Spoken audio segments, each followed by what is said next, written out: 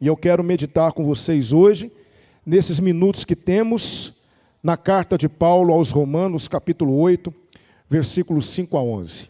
Eu quero pensar com vocês nessa manhã, gostaria de meditar com vocês, sobre algo que é muito interessante.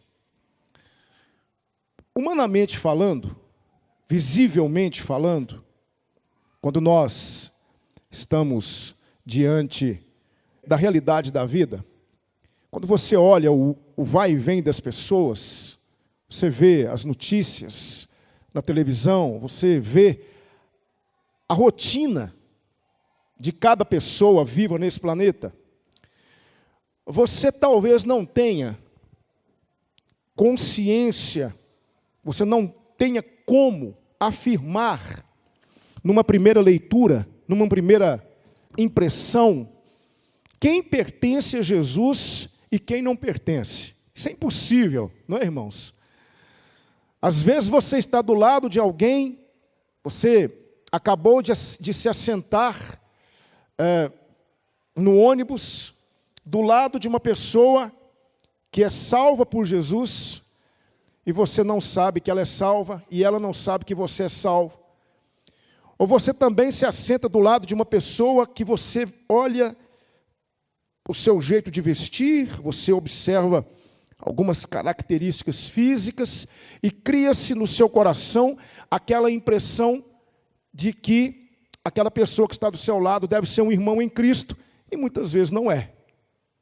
Nós sempre somos surpreendidos pelos enganos do nosso coração, por conta da nossa incapacidade de discernir o que é e o que não é. Nós não temos essa capacidade, essa habilidade não foi nos entregue. Então nós, como seres humanos que somos, não temos como afirmar de maneira nenhuma quem é salvo, quem não é salvo, quem vai para o céu, quem não vai, embora existam algumas pessoas que se atrevam a fazer isso. Algumas pessoas que se acham no direito de julgar e estabelecer critérios para a vida de acordo com a sua própria impressão acerca de si mesmo. Ou seja, se você não vive como eu vivo, se você não faz o que eu faço, se você não age como eu estou agindo, você não é crente. Não sei se você já teve a situação de conversar ou conviver com alguém desse jeito, que estabelece um critério para a vida cristã. Você tem que fazer isso, isso, isso e isso, como eu faço. Porque se você não fizer, você não é salvo, você não é crente, você não pertence a Deus. Isso é terrível. Conviver com pessoas assim é terrível, porque o tempo inteiro elas colocam você debaixo de alguma acusação. Então, humanamente falando, nós não temos esse poder de dizer quem é crente, quem não é, quem é salvo, quem não é, quem é trigo, quem é joio, nós não temos essa capacidade. Agora, quando nós vamos para a palavra de Deus, quando nós vamos para a Bíblia, e nós usamos a Bíblia como critério para aferir as nossas impressões, quando nós submetemos aquilo que nós imaginamos à luz da palavra de Deus, quando isso acontece, aí sim, nós temos algumas bases para estabelecer alguns critérios. E é exatamente isso que Paulo quer nos dizer em Romanos capítulo 8, versículos 5 a 11. Quando você lê Romanos capítulo 8, versículos 5 a 11, você tem da parte de Deus e da parte do Espírito de Deus algumas pistas, algumas dicas do que é ser salvo. Você já se fez essa pergunta? Eu sou salvo, mas eu sou salvo por quê? Quais são as características que eu tenho de salvação em mim? Por que você é salvo? Porque você é membro de uma igreja? Porque você é um contribuinte ativo da igreja, domingo após domingo? Por que você se sente salvo? Porque você vem de uma família com um longo histórico de serviço a Deus? Ou porque você conhece a Bíblia e você tem uma visão panorâmica do que significa ser um cristão, porque existe uma diferença gritante entre ser salvo e ser religioso. Então esse texto é um texto extraordinário do apóstolo para nós. Porque ele vai, de alguma forma, se você não pode ler Romanos 8 sem voltar lá e ler Romanos 7. Romanos 7 é o desespero. Romanos 7 é a incógnita. É o questionamento. Romanos 7 é a crise. Em Romanos 7, Paulo diz o seguinte: o que é que nós vamos fazer? Porque existem duas naturezas dentro de mim guerreando uma contra a outra. Um lado quer o mal, o outro lado quer o bem. O problema é que o bem que eu quero fazer, eu não consigo fazer. O mal que eu não quero fazer, eu faço o tempo todo. E aí no versículo 24 ele vai dizer assim: miserável homem que eu sou, quem me livrará do corpo dessa morte? Quem me livrará disso? Será que existe saída? Será que existe alguma maneira de resolver isso? E aí ele escreve o capítulo 8 para nos mostrar uma coisa muito interessante. Se no capítulo 7, Paulo fala apenas de um ser com duas naturezas, no capítulo 8, especificamente do versículo 5 a 11, ele vai falar de dois seres. Dois tipos de vida. Que vão nos ajudar a entender se nós somos salvos ou não. A minha oração, irmãos, é que a partir de hoje, a partir desse estudo, se você tem alguma dúvida acerca da sua salvação, que você acabe com ela. Essa é a minha oração. Para que Deus nos mostre se somos salvos ou não. Porque, irmãos, escute o que eu vou dizer para vocês. A maior tragédia que pode acontecer comigo e com você é chegarmos diante de Deus um dia e descobrirmos no último instante que vivemos enganados. Já parou para pensar nisso? Eu não sei quantos anos de vida Deus vai me dar. Espero que Ele me permita ver minhas filhas crescerem, permita ver ainda alguns sonhos sendo realizados. Mas eu não sei quanto tempo de vida Deus vai me dar. Agora, já imaginou, eu vou vivendo, baseando minha vida nos conceitos que eu tenho acerca da salvação e acerca de mim mesmo, e eu vou vivendo dia após dia dentro desses conceitos, e quando eu estiver diante do Altíssimo, porque é para lá que vamos, a Bíblia diz isso, Ele olhar para mim e falar para mim assim: não vos conheço, afaste-se de mim, você que pratica a iniquidade. Dá para imaginar isso? Mas, Senhor, eu vivi na igreja a minha vida inteira. Eu fui pastor. Eu levei muitos a Cristo. Eu dei estudos e mais estudos para a tua igreja. Eu fiz com que as minhas filhas fossem para a igreja. Eu me afastei de um monte de coisas que não te agradava. E agora o Senhor vem dizer para mim que eu nunca fui um cristão? Afaste-se de mim. Imaginou isso, irmãos? Só de pensar nisso, eu tremo. Porque a pior tragédia que pode acontecer com alguém é viver enganado. Pensando que se é uma coisa, quando na verdade não é. É por isso que esse texto de Romanos 8, de 5 a 11, precisa ser lido para mim. Eu não posso ler isso para os outros. Eu preciso ler isso para mim. Eu preciso, e no final aqui da nossa exposição, eu vou apresentar para você pelo menos 3 perguntas, porque nós temos que fazê-las. E mais, nós temos que respondê-las satisfatoriamente. Porque isso pode custar a minha salvação. É uma questão de vida ou morte. Então Paulo aqui, no capítulo 8, de 5 a 11, ele está falando de 2 tipos de vida distintos. Enquanto que em Romanos 7 ele falava de um tipo de vida subdividido em 2 naturezas. A natureza pecaminosa que ainda permanece em nós e a nova natureza que nasceu. Uma lutando contra a outra, uma guerreando contra a outra. Mas aqui não. Paulo vai falar de 2 tipos de vida. E ele começa dizendo o seguinte: por quê? Respondendo ao que ele havia feito no final do capítulo 7, ele vai dizer, por quê? Porque os que são segundo a carne, inclinam-se para as coisas da carne, mas os que são segundo o Espírito, para as coisas do Espírito. Olha só, Paulo já começa, o capítulo 8, já começa no versículo 5, mostrando uma coisa muito importante. Paulo está dizendo, por A mais B, o seguinte: se você vive uma vida de pecado constante, e se o tempo todo a única coisa que você quer fazer é aquilo que está contrário à lei de Deus, e você quer desobedecer a Deus, e o tempo todo você sente o desejo de satisfazer a sua carne, você está vivendo segundo a carne, você não é salvo. Mas se, pelo contrário, existe dentro de você um desejo sincero de viver para Deus, de obedecer a Deus, de corrigir aquilo que o Espírito já falou para você que está errado, e você luta para corrigir aquilo. Talvez nos primeiros combates você não consiga, mas você luta e luta e luta para corrigir esse defeito que tem em você, e há dentro de você esse desejo sincero de corrigir, você é salvo.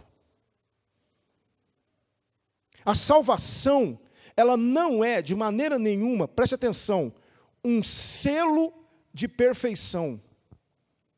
Ser salvo não significa ser perfeito. A perfeição nós só vamos atingir na glória quando nós estivermos com o Senhor. Até lá, nessa caminhada cristã que nós vamos estabelecendo aqui nessa vida, até lá, o Espírito Santo de Deus, ele vai agindo em mim, me habilitando a negar a minha carne o que ela sente que tem por direito. Essa é a guerra diária que nós temos. Esse é o nosso combate diário. É por isso que Jesus Cristo disse lá em Lucas 9, 23, se alguém quer vir após mim, negue-se a si mesmo. Olha que interessante isso. Negue-se a si mesmo. Tome cada dia a sua cruz e siga-me. O que isso significa? Jesus está dizendo o seguinte: se alguém quer vir após mim, morra todo dia. Mate-se todo dia.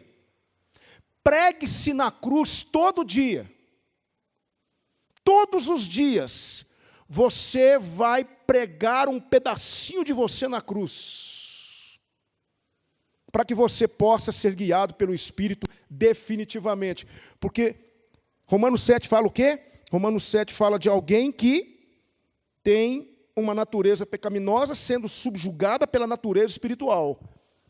Então aqui Paulo está dizendo o seguinte, ele agora está colocando as cartas na mesa, e ele está dizendo de alto e bom som, faça uma análise da sua vida, porque se você ainda está sendo o tempo todo vencido pela sua carne, se você não só está sendo vencido pela sua carne, mas você quer o que a sua carne quer, se você realmente deseja isso, mesmo estando na igreja, mesmo estando participando dos cultos, mas se ainda há dentro de você esse desejo incontido de continuar pecando, e pecando, e pecando, e fazendo aquilo que a lei de Deus reprova, Paulo está dizendo, analise porque você ainda não é crente. Você ainda não é salvo. Por quê? Olha só. Porque os que vivem segundo a carne, inclinam-se para as coisas da carne. Mas os que são segundo o Espírito, para as coisas do Espírito. E aí Paulo vai mostrar algo muito sério, porque a inclinação da carne é morte, mas a inclinação do Espírito é vida e paz. Meus irmãos, isso é uma coisa muito séria, que nós temos que pensar, porque existe muito, deixa eu ver se eu consigo expor para você o que eu sinto no coração. Existe muito vivo que está morto, e existe muito morto que está vivo. Quem é você? Pastor, o senhor pirou na batatinha. Como assim? É isso mesmo. Tem muita gente viva que, na verdade, está morta e acha que está viva. E tem muita gente morta que está viva, mas tem certeza de que está morta. De quem que eu estou falando? Eu estou falando dos filhos de Deus. Os filhos de Deus morreram, eles foram sepultados com Cristo, lembra? Romanos 6. Por conta disso, eles viveram, mas na condição de vivos, eles sabem que estão mortos. Mortos para o quê? Mortos para a velha vida, mortos para o pecado, mortos para o domínio da carne, mortos dentro desse processo, eles sabem que já morreram para a velha vida, ou seja, aquela velha vida não traz mais satisfação, não traz mais prazer, não traz mais alegria. Essa é a certeza que o crente tem. O problema é quando a pessoa está morta, ela é morta, mas ela acha que está viva e não sabe que está morta. No que tange ao relacionamento com Deus, no que tange à própria vida em si. Porque se você vive segundo a sua carne, e se você faz o que a sua carne quer, e o tempo inteiro, onde quer que você se encontre, onde quer que você vá, a sua carne, se não estiver debaixo do controle do Espírito, ela vai querer aquilo que desagrada a Deus. Isso vai produzir morte, e a sua morte espiritual, a morte eterna, é uma questão de tempo. Agora, se você realmente está vivendo, lutando contra essa tendência pecaminosa, querendo satisfazer a Deus, querendo alegrar a Deus, querendo viver para Deus, você está sendo invadido pela vida. Essa vida que um dia nós teremos em sua plenitude, ela já começa a produzir os seus efeitos enquanto nós estamos nesse mundo. A vida eterna não é algo que você vai usufruir no futuro, você já usufrui aqui e agora. É isso que Paulo está dizendo aqui, no versículo de número 6, porque a inclinação, ou seja, você fazer aquilo que a sua carne quer, o tempo todo, sem um freio de mão, deixando o carro descer ladeira abaixo, sem ter nenhum tipo de objeção por parte do seu coração, isso vai levar você para a morte, definitivamente. Mas se você faz o contrário, se você tem dentro do coração um desejo de agradar a Deus, se você é daquele que se inclina para as coisas de Deus, aquele que se inclina para agradar o Senhor, aquele que se inclina realmente para lutar contra o pecado, você pode até ser vencido por um pecado ou outro, por uma questão de fraqueza, de descuido, de deslize, algo sem querer, você pode até ser vencido, não significa que você vai vencer sempre, a questão não é vencer ou não a batalha, a questão é o que você quer no seu coração, você quer lutar contra aquilo, a grande diferença entre o crente e o não crente está aí. O não crente não tem crise. O não crente, ele não se preocupa com o pecado. O não crente, se ele peca ou não peca, dá na mesma. Ele não tem crise de consciência. Ele não se entristece. Para ele é normal. E ele sempre vai arrumar uma justificativa. Eu vejo isso muito dentro da igreja, irmãos, ao longo dessa minha caminhada de 31 anos. O que eu já vi de gente viver dentro da igreja, pecando descaradamente. Todo mundo via uma vida de pecado, pecando. E quando íamos falar com essa pessoa, ela ainda arrumava justificativas. São apenas participantes de igreja. Porque existe uma crise quando se peca. Tem que haver.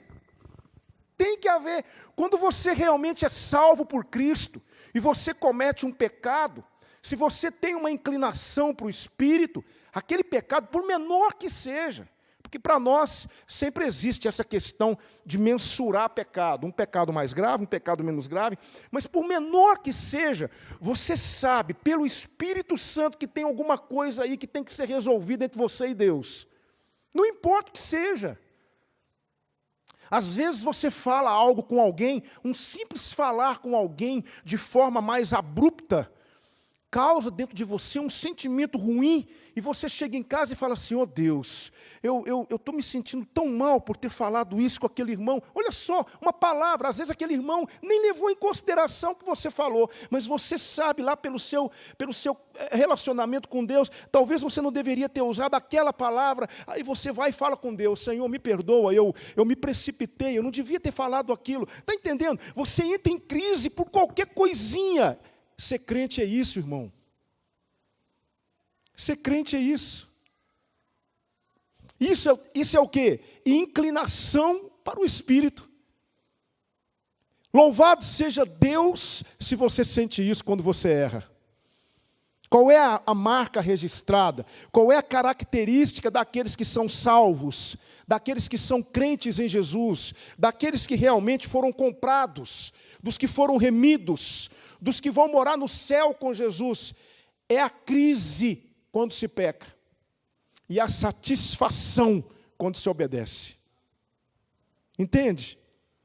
Quando você faz algo que você sabe que o Espírito Santo de Deus aprovou, há dentro de você um regozijo, uma alegria. Você sabe que Deus aprovou aquilo que você fez. Eu me lembro quando nós tínhamos um trabalho de evangelização no presídio Floramar, lá em Divinópolis. Meus irmãos, a evangelização no presídio, ela acontecia toda terça-feira. Então, a segunda-feira era folga, eu já chegava na terça-feira, nós íamos para lá por volta de 1h30, já tínhamos a equipe. Então, eu me lembro que eu chegava na terça-feira, na igreja, e já pegava a minha Bíblia, já preparava tudo para descer. Meus irmãos, vocês não têm ideia de como isso era difícil.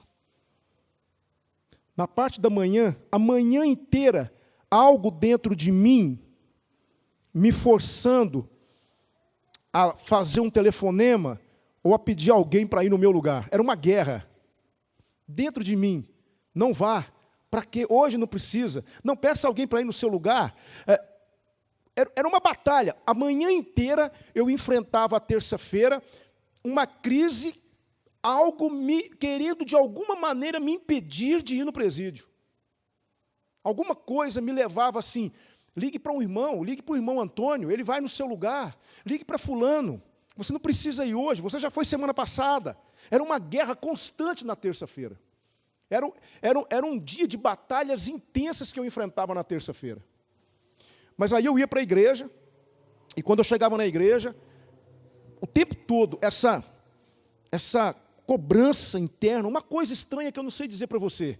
E aí eu pegava a minha Bíblia, pegava lá as Bíblias que nós levávamos para lá, eu colocava na Kombi, entrava na Kombi, orava ao Senhor, saía, ia pegando os irmãos nas suas casas e íamos para o presídio. Quando chegava no presídio, passávamos pela portaria, éramos revistados, aquela coisa toda, e já tínhamos estabelecidos os pavilhões, e às vezes nós atendíamos o pavilhão 2, às vezes era o pavilhão 3, às vezes era o pavilhão 1, e nós íamos e pregávamos, e era aquela maravilha, e aquele culto abençoado, e muitos se rendendo a Cristo, e muitos dando testemunhos do que estava acontecendo na vida deles. Meus amados irmãos, quando eu saía do presídio, meus irmãos, eu faltava voar, de tanta alegria no coração. Era uma coisa impressionante, eu não sei expor para você o que era o sentimento que eu sentia quando eu saía do presídio por volta de 4 horas e começávamos a deixar os irmãos nas suas casas.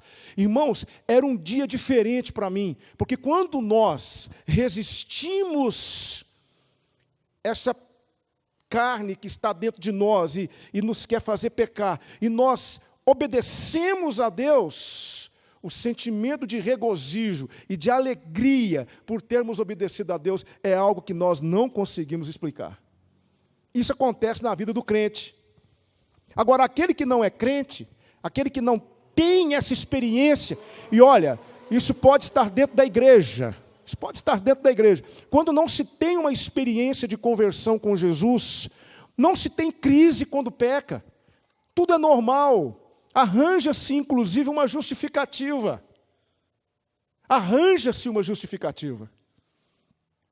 E começamos a dizer, não, não é bem dessa maneira. Nós ouvimos isso o tempo todo, não, não é bem desse jeito. Não, você está sendo muito radical. Não, a Bíblia não quer dizer exatamente isso. Não, a Bíblia não está falando exatamente com essas palavras. Pode ter certeza de uma coisa, essa pessoa está sendo inclinada para o quê? Essa pessoa é uma pessoa que é inclinada para a carne.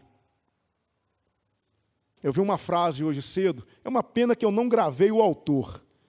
Me perdoe, mas eu não gravei o autor. Eu vi uma frase hoje cedo que é o seguinte: você pode trancar as portas, você pode fechar as janelas, você pode se trancar dentro de casa, mas no dia do juízo,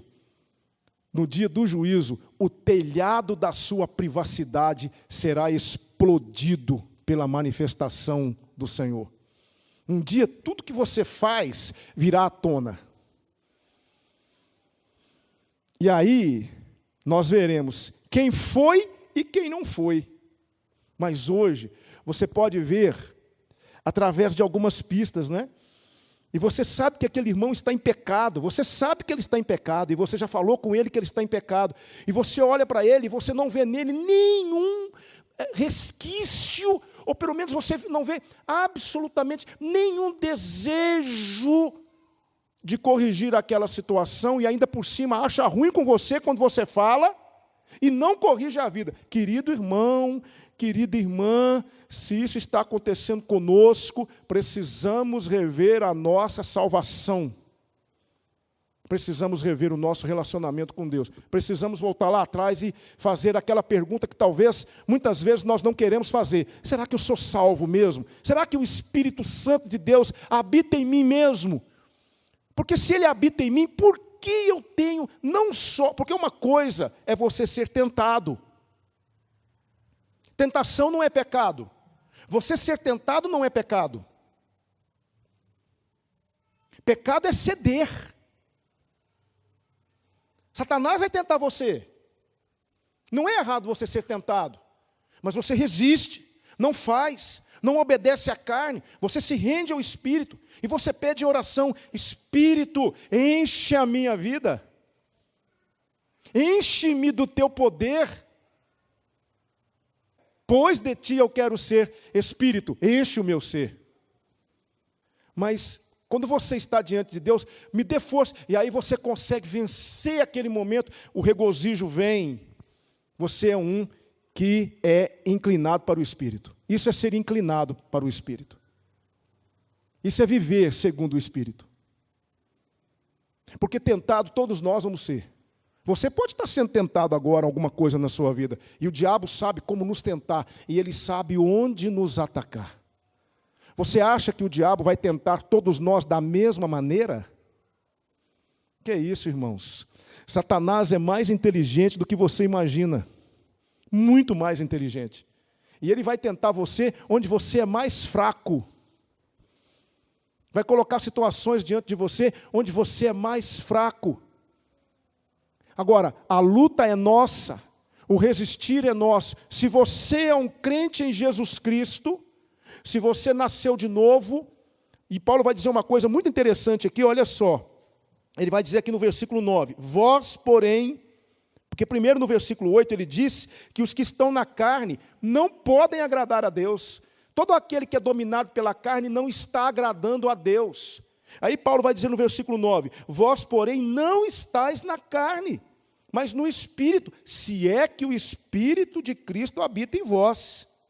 Mas se alguém não tem o Espírito de Cristo, esse tal não é dele.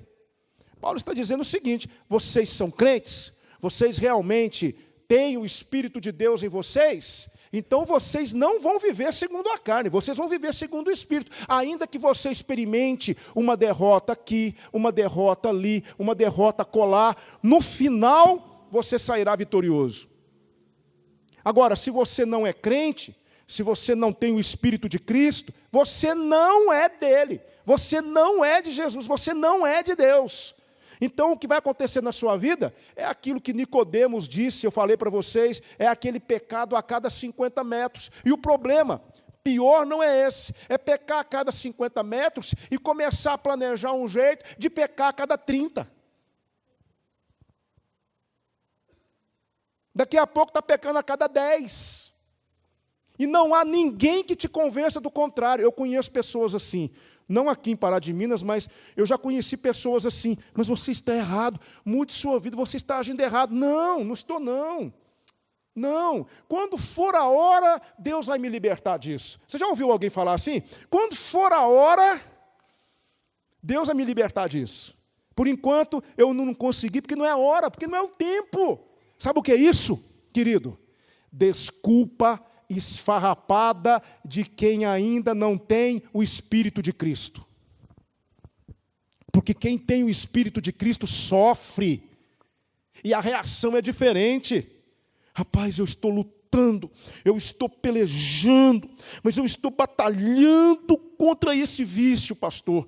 Olha, não tem sido fácil, pastor, me ajude em oração. Você percebe no semblante da pessoa aquele sofrimento, aquela agonia de querer se ver livre daquele vício. E você fala, pois eu vou orar por você. Ore mesmo, pastor. Por favor, peça pessoas para orarem por mim. Eu tenho me esforçado, pastor. Não tem sido fácil, eu tenho me esforçado, mas eu acabo caindo de novo. Pastor, o senhor não tem ideia de como eu tenho sofrido. Ah, meu irmão.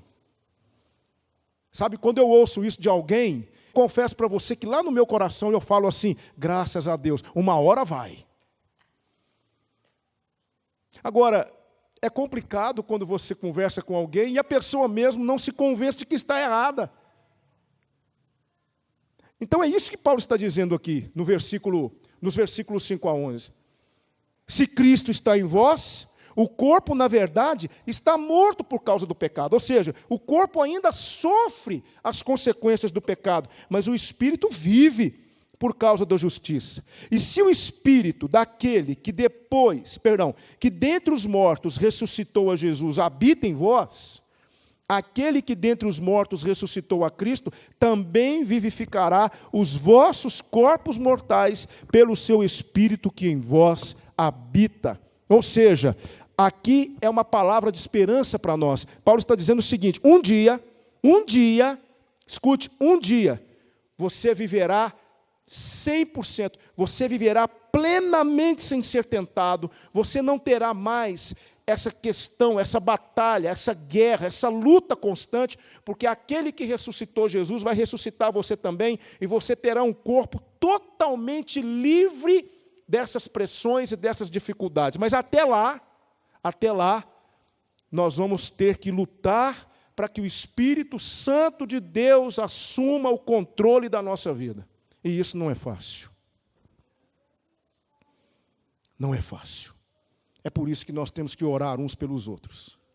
É por isso que a Bíblia fala que nós temos que confessar as nossas culpas uns com os outros. É por isso que eu tenho que chegar perto de um irmão e falar, meu irmão, estou passando por essa dificuldade, eu estou sofrendo, eu sei que eu estou desagradando a Deus, porque Paulo disse aqui, não é? Os que estão na carne não podem agradar a Deus. Eu sei que eu estou desagradando a Deus, eu preciso vencer isso. Me ajude em oração, irmão. Me ajude, me mostre o que eu preciso fazer, o que eu tenho que fazer, quais são as atitudes que eu tenho que tomar, onde que eu preciso ir. Me fale aí, quais são as portas que eu preciso fechar na minha vida. Querido, isso é vida cristã. Até aquele dia, é assim que nós vamos viver. Por isso que nós precisamos confessar, chamar um irmão de confiança, vir num culto de oração. Tivemos culto de oração aqui na igreja, essa semana, um culto abençoado, sexta-feira, 21 pessoas presentes, mas podia ser mais. Eu sei que há muita gente passando dificuldade na igreja, mas não veio orar conosco. Venha orar conosco, irmão. Venha abrir seu coração, venha falar conosco, o que é que está acontecendo na sua vida. Nós vamos orar por você, nós vamos lutar com você, porque eu sei que não é fácil a batalha. Eu sei que não é fácil. O tempo todo nós vamos ser tentados, o tempo todo a carne vai querer dar sinal de vida, mas irmão, o Espírito Santo de Deus está em você. Se o Espírito Santo está em você, você vai conseguir em nome de Jesus. Agora, não é fácil. Por isso eu quero terminar fazendo 3 perguntas para os irmãos, nas quais eu me incluo. E a primeira pergunta é essa. Aqui. A primeira pergunta é essa. O pecado me entristece a tal ponto de causar repulsa em mim? Quando você peca, você comete aquele pecado, você fica irritado, você fica, por que eu fiz isso? Eu não devia ter feito isso. Eu tinha planejado, eu não ia fazer, mas acabei fazendo. Aí você fala igual Paulo, mas que miserável que eu sou. Tem acontecido isso com você? Tem acontecido isso conosco? Ou você tem agido errado, você sabe que está errado, e isso não tem provocado nada em você. Meu irmão, tome cuidado. Tome cuidado. Porque aqueles que são inclinados para o Espírito, vivem de acordo com o Espírito, mas os que são inclinados para a carne, vivem de acordo com a carne. Qual é a sua inclinação? Então, a primeira pergunta: o pecado me entristece a tal ponto de causar repulsa em mim? Tenho tido facilidade, olha só essa pergunta, irmãos, eu tenho tido facilidade ao pecar? Ou eu sempre encontro uma oposição em mim? Quando você vai pecar, existe alguém te puxando? Existe alguém puxando o freio de mão na sua vida? Ou você tem pecado com facilidade? Ou você vai e não tem nenhuma resistência e pronto, e quero fazer, e vou e faço, sem ter tido nenhuma oposição do inimigo na sua vida, nenhuma oposição de você mesmo, não há consciência, não há nada que te segura, você quer porque eu quero, e eu vou e faço. Tem havido isso na sua vida? Tem havido alguma oposição? Antes de pecar, você tem lutado, você tem resistido, aí você caiu, tudo bem, a gente cai, mas Deus nos levanta, vamos continuar a caminhar. Agora, quando você pega, você vai e pega e não tem resistência nenhuma. Querido irmão, preste atenção nisso.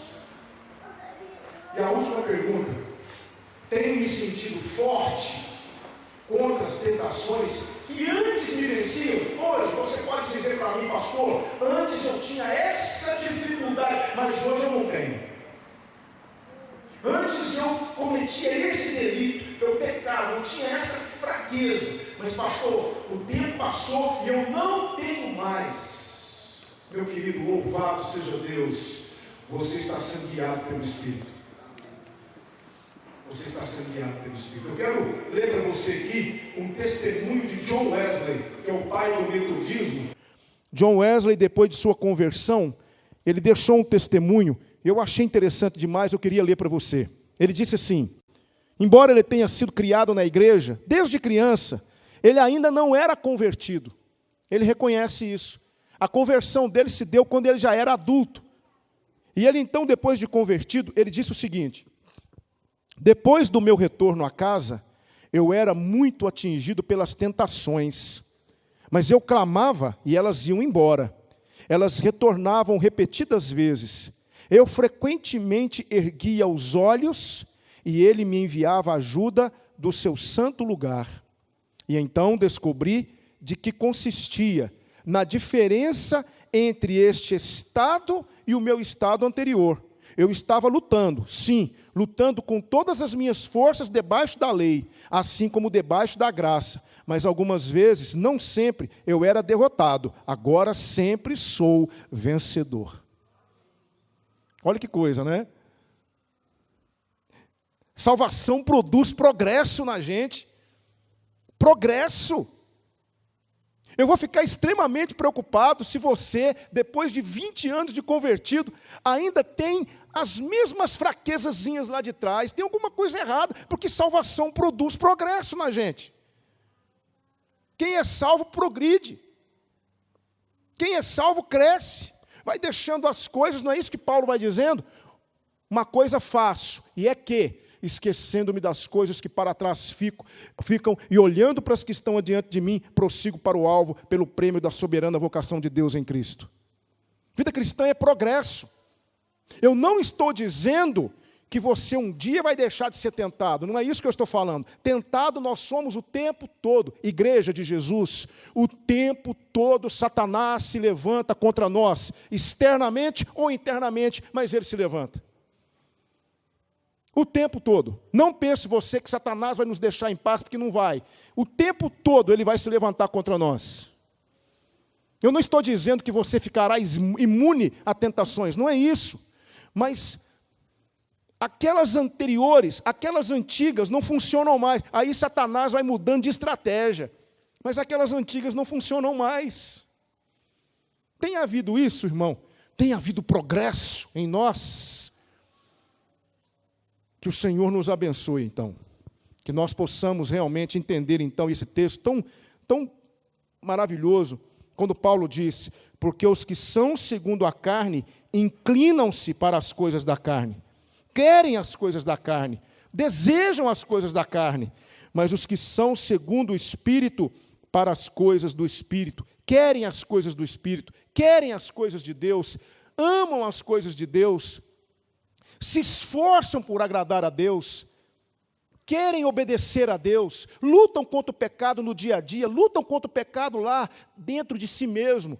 Esses são guiados pelo Espírito de Deus. Como é que nós temos vivido diante de Deus?